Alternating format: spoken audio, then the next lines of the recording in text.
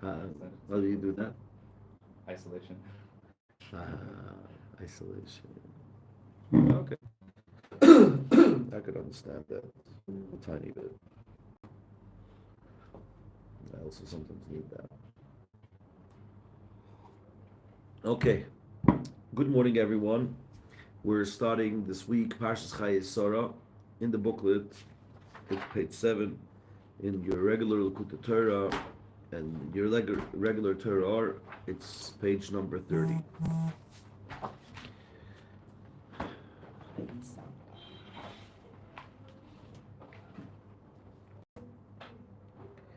In our weekly parsha, we're going to talk about the Ma'aras Machpelah. The cave is double. Machpelah, double. Why is it called double? To each. So Rashi over there says two translations why they're both coupled, why they're called double. Either because everyone is there with their couple. Who remembers the second pshat in Rashi? Blanking out. No, you have a chumash? You want to open a chumash? Well, what is it? Sadei HaMachpelah. Why is it called? Structure with an upper story over it. Right. So what is the translation of the word Machpelah? Let's first look in the double. Double. The first one, and it was called. No. For a full price, it's already the next verse. So it was doubled with couples. Yeah. So every couple is double. What is the other pshat? What it means there, Machpelah? The only thing it says. What was this double? No, he said the service. Dover Achar says another interpretation. Oh, no, I said that. Oh, no, the simple. Okay. Oh. I'm sorry. The simple. What is it? Read the beginning. Machpelah. A structure with an upper story over it. Beautiful. So why is it called double? Because it's a structure with another structure on top of it. That's 2 floors. 2 floors. That's why it's called Machpelah. Because it's a double structure. Another meaning, a Machpelah, it's double because everybody's over there with their couple, with their spouse. Was it from Eruvim 53a? Kabbalah is going to tell us that Tzedei Machpelah is referring to the double letter in God's name. Mm-hmm. So this week we're going to have some heavy Kabbalah, not so heavy, but we're going to have some Kabbalah. And the theme of this week is going to be food, eating. Eating is a very, very powerful thing. We all know we're very emotionally connected to our food. Eating is a very strong connector. Eating is a way of receiving energy. Eating is where a lot of people lose their energy, lose themselves. A person could be recognized in the way he eats. Kisoy, koisoy, kasoy. Over there it's talking about how he acts after he drinks. But still, it says clearly, you could see a lot about a person. What? This is the Gemara of exactly that same thing. Yeah, what does the Gemara say? Where's the Gemara? It's in Eruvim 53a. And it was like a dispute between Rav and Shmuel. Right. What is the dispute? Machpelah cave in which the patriarchs and matriarchs are buried. Rav and Shmuel disagreed. One said the cave consists of 2 rooms, one farther in than the other, and one said it consists of a room and the second story above it. The Gemara asked, granted this is understandable according to the one who said the cave consists of 1 room above the other, as that is the meaning of Machpelah, double. However, according to the one who said it consists of 2 rooms, one farther in than the other, in what sense is it a Machpelah? Even ordinary houses contain 2 rooms. Rather, it's called Machpelah in the sense that it's double with the patriarchs and matriarchs who are buried there in pairs. So basically what David just did was he went to the Gemara where Rashi took his information from. But Kabbalistically, besides it being the simple pshat, we know everything in the Torah, the simple pshat is always there. But Kabbalistically, the Machpelah refers to the letter in God's name that is double. Which letter in God's name is double? The Hey. But not only is the Hey double because it's twice, The Hey is also double. In Kabbalah, there's a concept called Miluyim. Anyone heard about the concept Miluyim? Miluyim is the numerical value of, we have a mathematic over here, so people are into mathematics understand these things even better, that the numerical value of something is determined not only by its letter, but also by the filling of the letter. The word milui means filling of the letter. In fact, God's name has 4 ways you could fill it. And therefore, God's name has, and this is, by the way, if you this is something very, by the Kabbalists, if you ever see how a Kabbalist davens, they have these special Kabbalistic Sidurim, and they have pictures of God's name, and they skim over it while meditating in prayer. And one of the major differences is going to be how the letters are filled. What does it mean how they're filled? So you have Aleph. What's the numerical value of Aleph? 1. But the filling of Aleph is 111. Why? Because the Aleph is 1, but the Aleph, the way you pronounce it, is another Lamed and Fei. Okay. So Lamed and Fei makes it 11. So the word Aleph or the word Yud, there's no other way of filling it. But the other names of the other letters of God, the Hey, the Vav, and the other Hey, there are different ways of filling it. You could fill it with Yuds. If you fill it with a Yud, the way of writing a Hey would be Hey Yud, 15. would be 15. So we have twice 15 and the Yud. So Yud is always going to be Yud. What's the numerical value of Yud? 10. Right, but with a filling. Oh. 20, right? Because Yud is written Yud Vav Daled. That's 20. Then another twice 15 is how much? 50. And the Vav could also be written Vav Yud Vav. That's the way to write Vav. Vav Yud Vav. Vav Yud Vav is 22. So 50 and 22 is 72. I'm sure you ever heard, if one of the names of God is called the name of 72. What does it mean, the name of 72? The name of 72 means the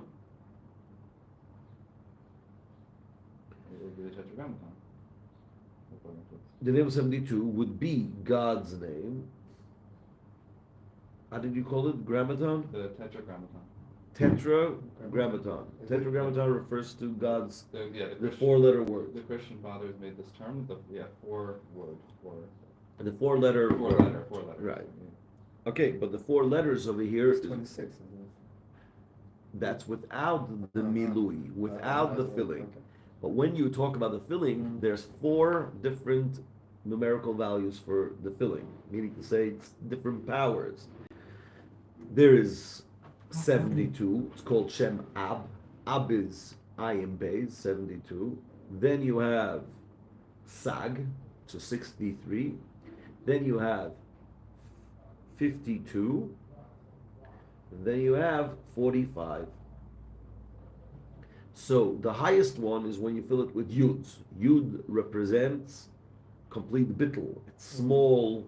It's the whole idea. Yud is the first letter of God's name. So you could fill all the letters with Yud. That will get you to the numerical value of 72. You could fill all the letters with a Hey, with the Aleph. That will get you to 45, right? Why? Yud is how much? Thank you. Yud is how much? Yud is always going to be the numerical value of God. 20, right? Yud, Vav Daled is 20, right? Then Hey is going to be written Hey Aleph. How much? What's the numerical value of Hey Aleph? 6.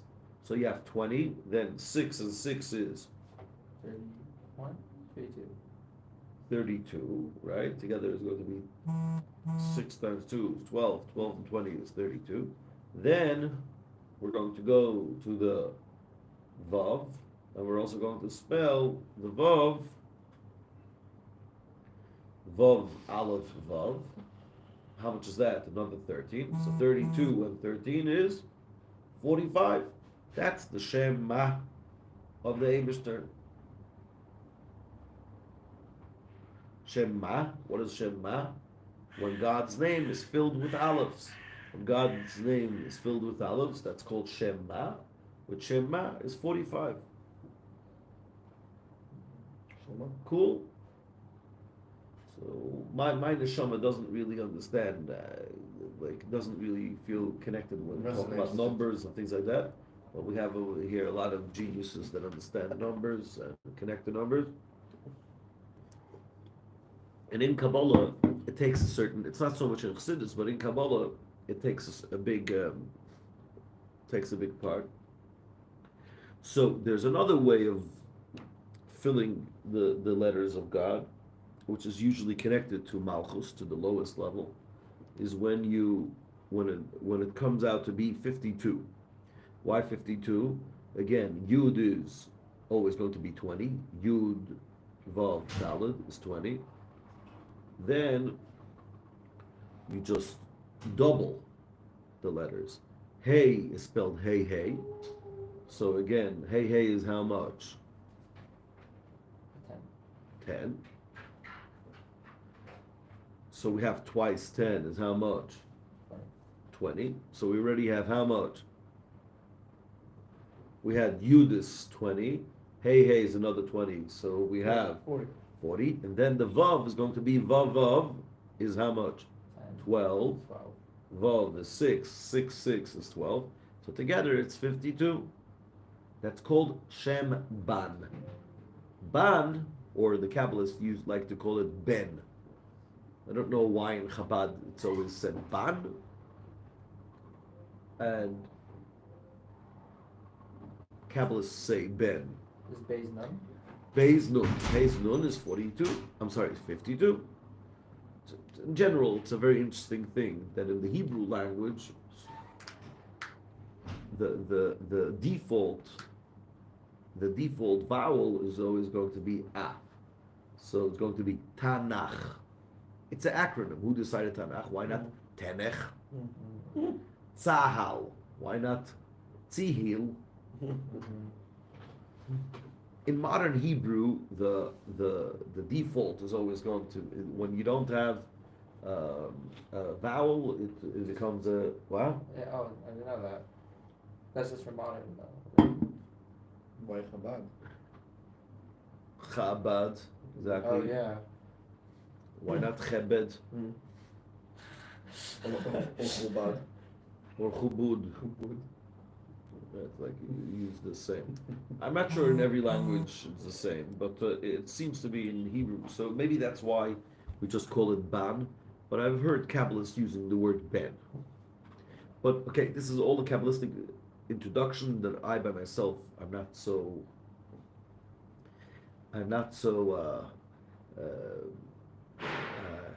knowledgeable in it.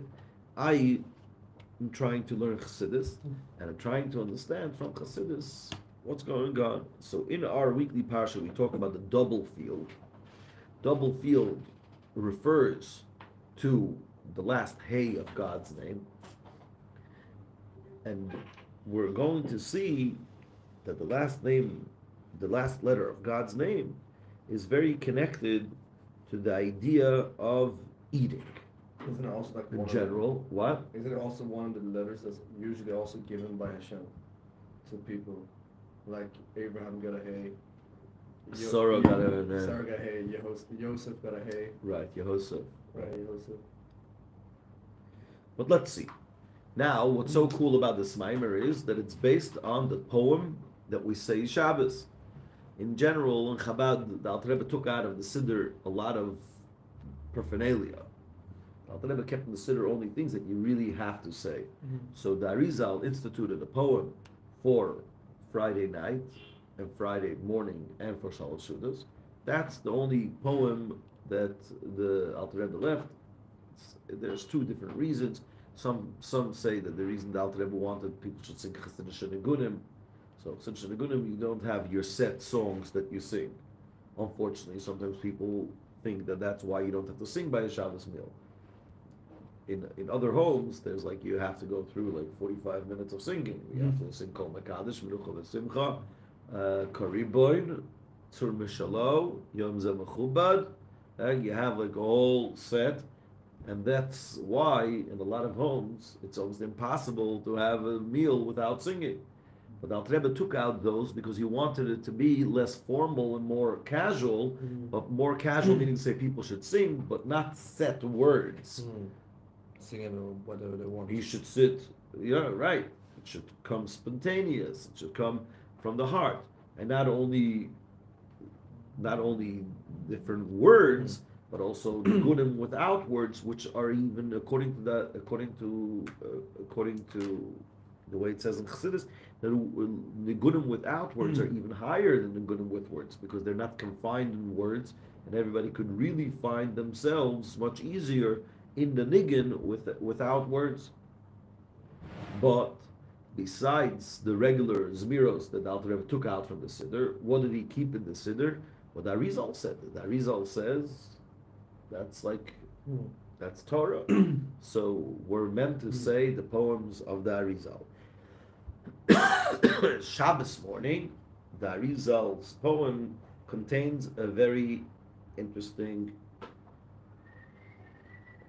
line. What is the line? Let's see. Yegala Lan PI. Who remembers that line? Yegala Lan PI. We don't have the whole thing over here. Maybe we should bring an English siddur. But the words are Yegala Lan PI. He shall reveal to us the taste. 4? Yeah, 3. The Bisrei Sar Nahame.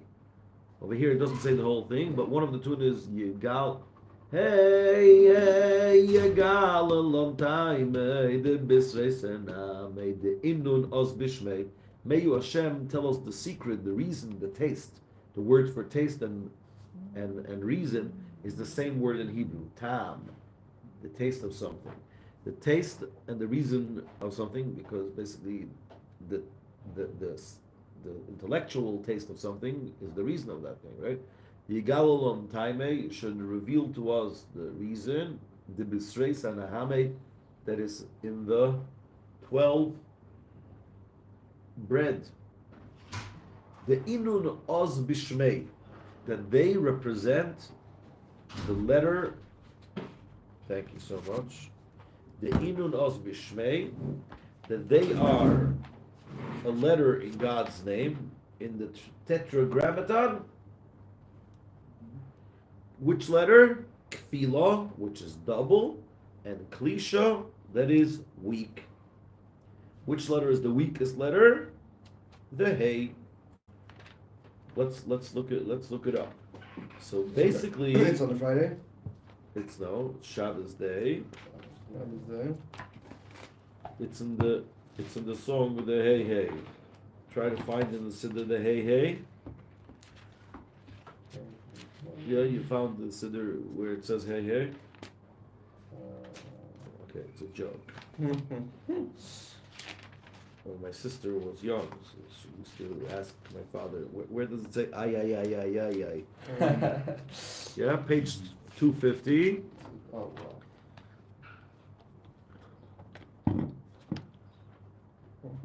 At a table. Where? Look again. 250, that's mincha. Yeah, but before mincha there's the table hymn. How is it possible? Oh. That's crazy.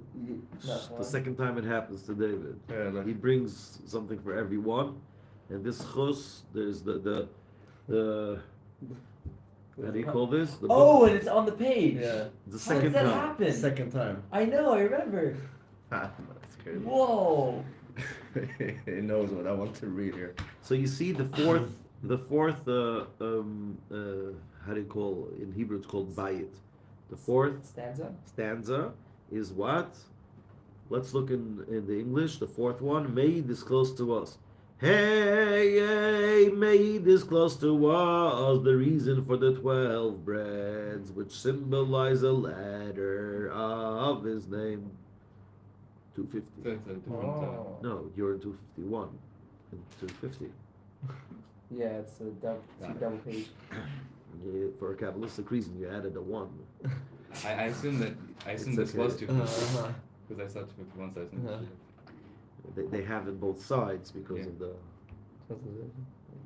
make it easier for rabbis to announce in shul.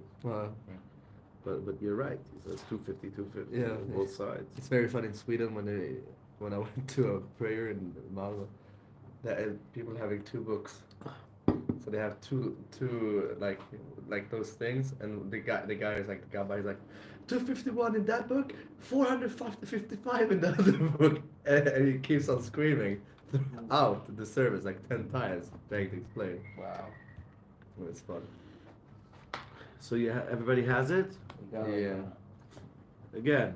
Hey, hey, may he disclose to us the reason for the 12 breads, which symbolize a letter of his name, both in the combined and the single form. Okay, so it's interesting why he translates over here single form. Mhm. The word is kfila. Kfila means double, not combined. And klisha means week. 12 breads. So we're going to see over here in our weekly, the Chassidus on our weekly parsha, and I think I already told you this. So if I didn't tell it, I want to make it clear. This is called Chassidus parsha. In other words, the famous saying of the Alter Rebbe, that the Alter Rebbe says that you have to live with the parsha of the week. We believe that the energy of the day goes through the chitas of the day. The weekly parsha, every day of the year has the psukim of the. That's why some chassidim try to do it as early as possible in the morning, because that's where the life of the day is. Besides the fact that when you're in sync, you're also more conducive to getting all the brachas. Nowadays, you have it on Torah. It's easy to do the weekly.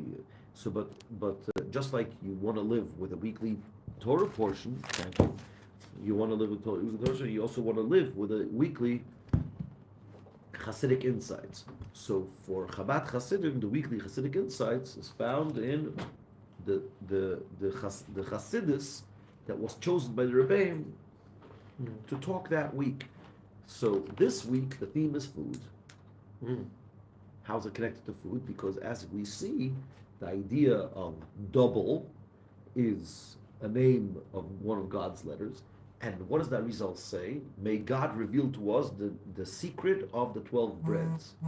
Do we need to give a small introduction about the 12 breads? The Mishkan, right? In the Mishkan, Yeah. not only in the Mishkan, in the Beis Hamikdash too. One of the things that we had in the holy sanctuary, not in the Holy of Holies. In the Holy of Holies, there was an ark. In the sanctuary, we had 3 things, which again symbolize the different parts of our psyche, different parts of our lives. We all know once you start learning Kabbalah and Chassidus, everything starts to come together, right? So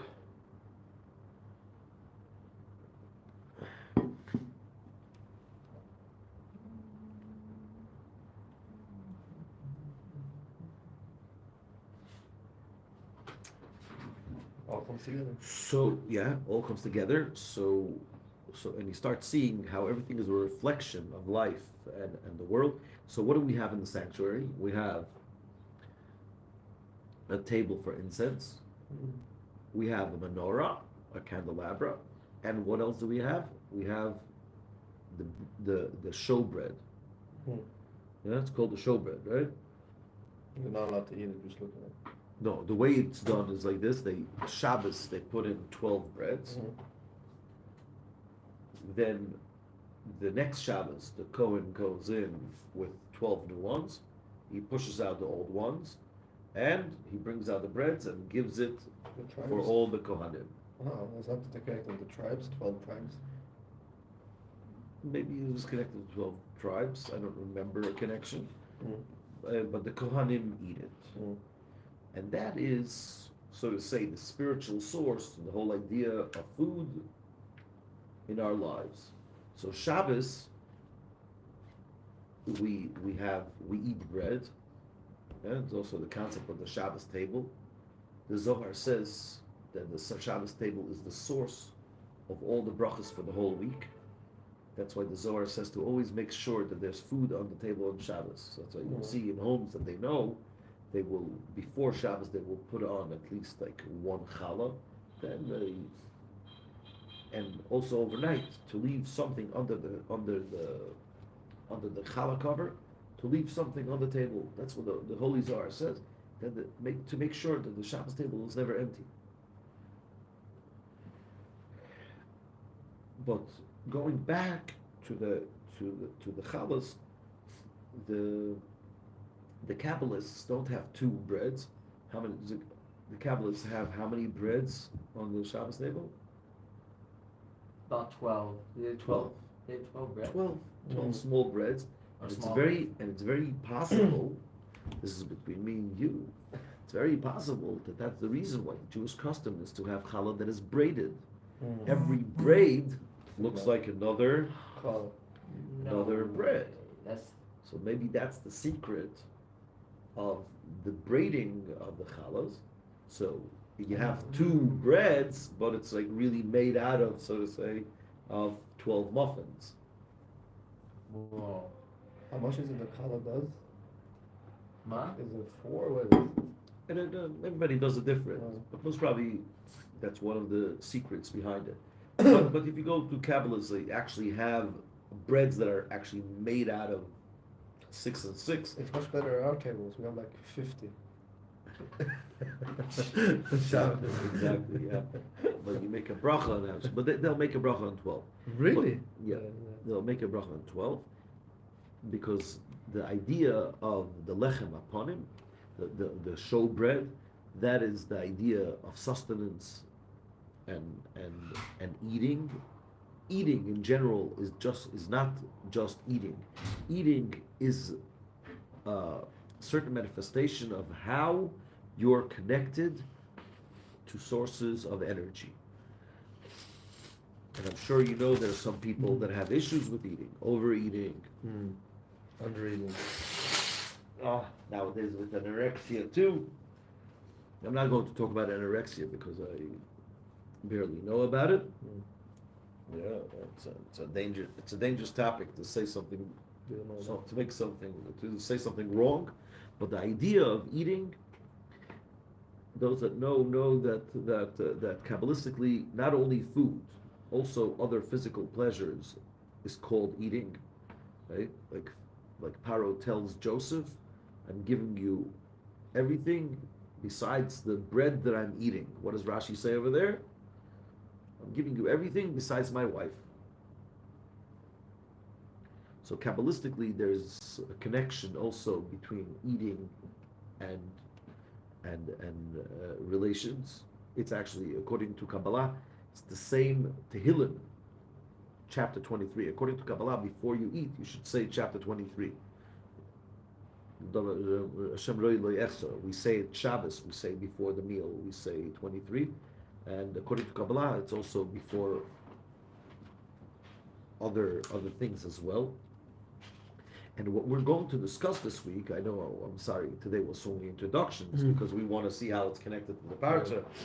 We're going to see the different ways of eating. Chassidus believes that if a person works on how they eat, you're actually touching a very, very deep aspect in your psyche.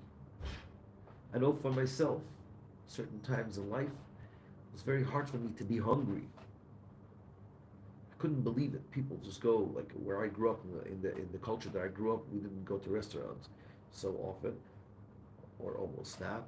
So, but then when I saw people coming to restaurants and then you take a menu and then you have to wait for a half hour, it's like, whoa. What's going on? I'm coming, I'm hungry, just give me the food. Yeah. But you could see a lot of how a person eats. If they eat mindfully, if they eat quick, if they eat slowly, if they will invest more in order for the food to be organized. I know people, they'll never start the meal before the plate, there's a cup, there's napkins on the table, and then they start.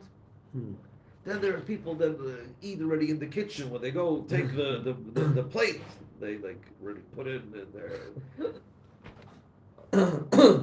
It's very telling. If you want to learn about a person, to see their eating habits is very telling.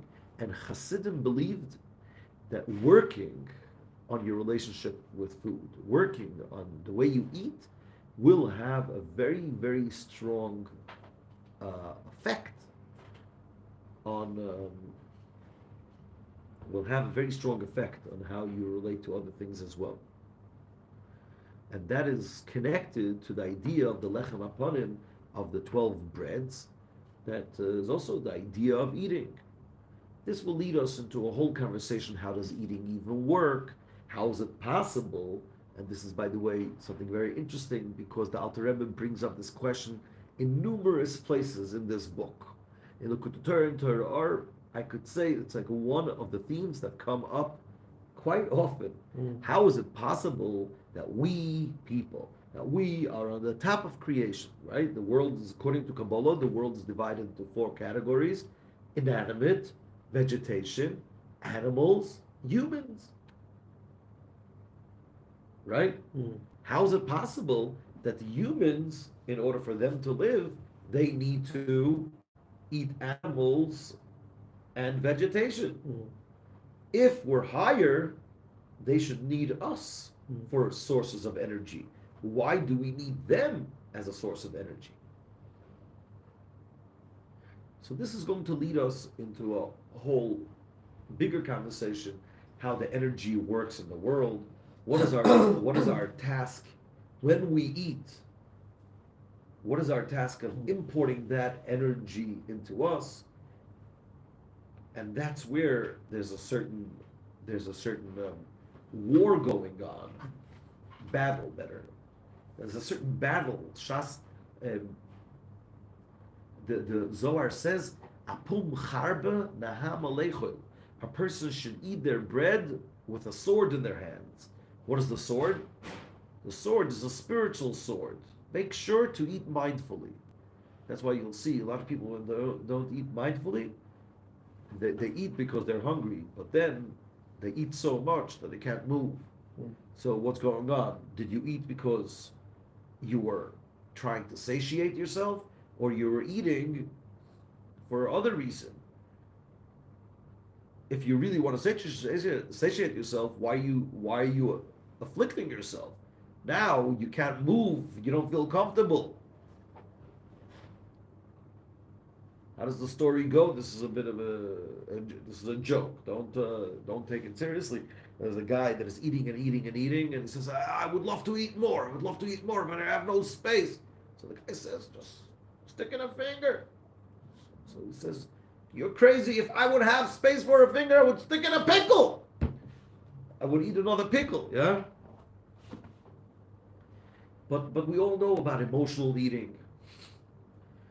I'm sure you're aware of the phenomena. A person is sitting at home, is quite bored out of his mind, then he goes to the refrigerator. He opens up the refrigerator, looks for food. Goes back to the couch, or to, like, 10 minutes later, he goes to the refrigerator again. He opens up the refrigerator looking for food. Then he goes back. 5 minutes later, he goes to the refrigerator again. Like, what do you think? A genie came and brought food? Well, what do you think? Where did the food come? Like, when you didn't see a Wolt delivery came and put in food. What does that tell us? We're not looking for the food. We're looking for something. Food is a good escape for that thing. We're looking for energy. And when you're not aware, you're looking for it in food. So you're opening up the refrigerator. Logically, it doesn't make any sense that there's going to be something over here that wasn't here 5 minutes ago. What are you looking for? We're all looking for one thing. We're looking for energy. We're looking for connection. So that piece of burekas over there, that piece of burekas represents something much, much, much deeper than just a piece of burekas.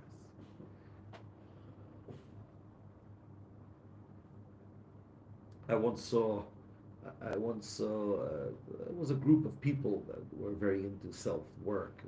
So they had like a whole campaign waging the war against the burekas. No burekas. No burekas. Most probably the leader over there was a very big burekas fan, and that was his way of Not have to eating it. by Chassidim, this is called iskafia. Chassidim believed that when you eat, make sure not to indulge. Chassidim even had something. They said always to have one food that you're afraid of. Some Chassidim would not have ice cream ever. What's the point of ice cream? Ice cream doesn't have any nutritional value. It's just sugar. But then some Chassidim would say, no, switch around. Once a month, choose a different food that you like. For that month, you're not going to have that. That's called like abstinence in a specific, in one tiny thing to have abstinence. Why is that so important? And by the way, this is something across the board, almost in every school of thought, even outside of Judaism, like even in the AA. Anyone that is aware of the 12 steps, one of the things they always say is you should have at least one thing that you're refraining from. Why? Because that tells your subconscious, or even your conscious, not subconscious, but that tells you in the back of your mind, I'm not a free-for-all. I'm not just cruising through life. I choose the food. The food doesn't choose me. I am on top of the situation. So again, anyone that suffers from anorexia, these types of things, please, I don't have any education in that. I once explained the idea of iskafia right after class. A girl came over to me and said having control over the food is very dangerous for someone that has anorexia and they start being too controlling. Guys, I am not talking to people with special conditions. I am, especially now that I'm live, someone could sue me on YouTube. Do for all of us. All the hundreds of people listening. Yeah.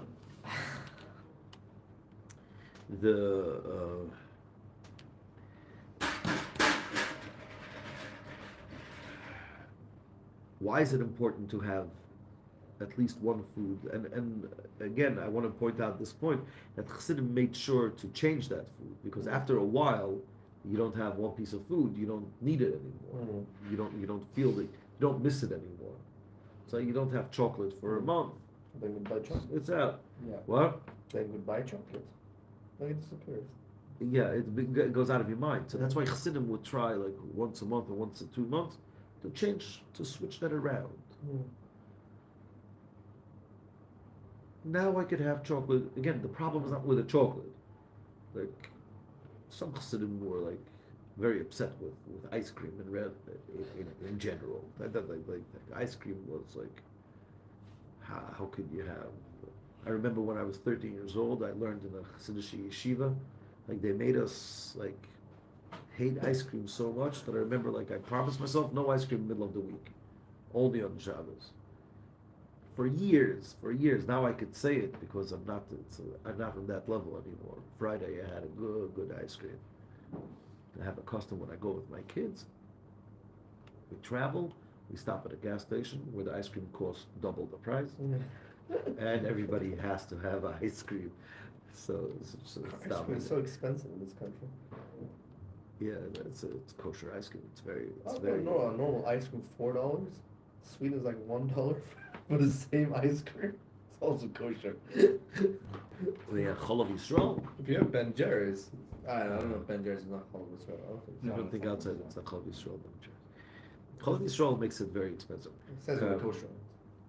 In Cholav Yisrael, you have to have milk that was like supervised from the first second. But so I'm not talking about ice cream. Ice cream is something that Chassidim had like major issues with, but besides ice cream, just in general, having one food that you're not just in order to make sure that you're in control of the situation and not the food. You choose the food, not the food chooses you. And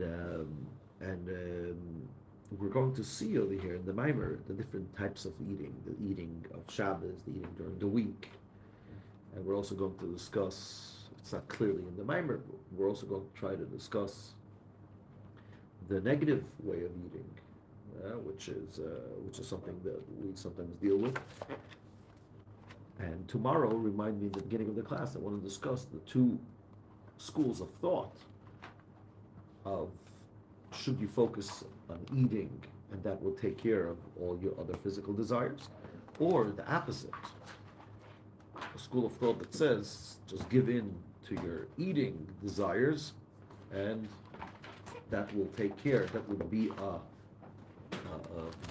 the alternative to all the other physical desires, to be discussed tomorrow in the AM. I know it's very hard to wake up Sunday morning. You're all Americans or Europeans, where Sunday is a day of no work, and it's Matzah Shabbos. Even though the Shabbos 5:30, already after Havdalah last night, but for some reason it's very hard to fall asleep. Actually, I work on Sundays. You work on Sundays also home, but for everyone, Sunday morning is when we woke up and we learned some Chassidus. It was a bit of low key, but we made it happen. Have a beautiful week, everyone. Thank you. Have a great davening. Thank you. And we're going to dive into the mimer, into the concept of food, the spiritual perspective of food, and so on and so forth. Have a beautiful day, everyone. Thank you. Wow.